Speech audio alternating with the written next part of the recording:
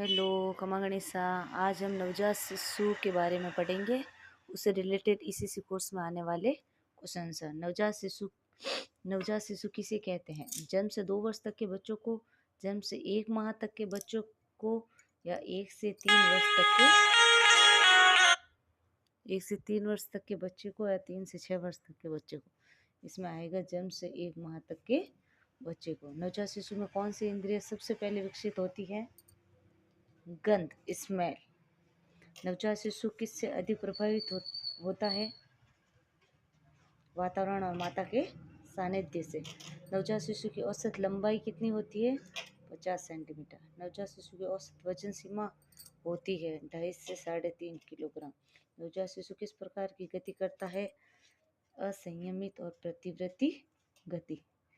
नवजात शिशु की नींद प्रतिदिन लगभग कितने घंटे होती है? 16 से 20 घंटे। शिशु का पहला ज्ञानात्मक अनुभव किससे होता है? इंद्रियों के माध्यम से। ज्ञानात्मक विकास का अर्थ है सोचने, समझने और जानने की क्षमता का विकास। पियाजे के अनुसार शिशु का ज्ञानात्मक विकास प्रारंभिक अवस्था है संवेदनात्मक मोटर अवस्था। संवेदनात्मक मोटर अवस्था किस आयु तक होती है? जन्म से 2 वर्ष तक।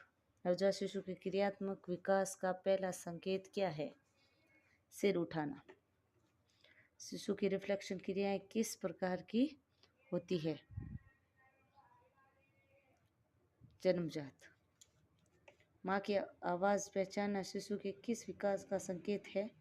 ज्ञानात्मक विकास।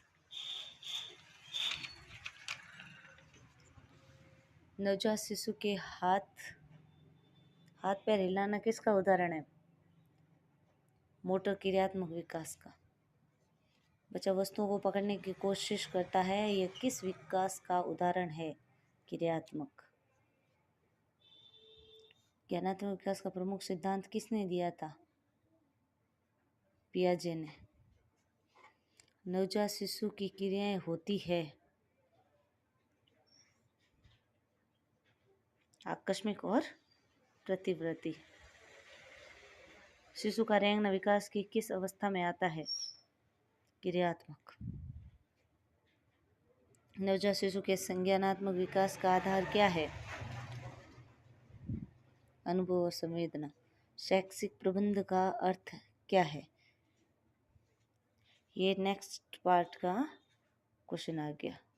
शैक्षणिक गतिविधियों की योजना, संगठन एवं नियंत्रित करना। हम मिलेंगे और नए क्वेश्चन के साथ। Thank you.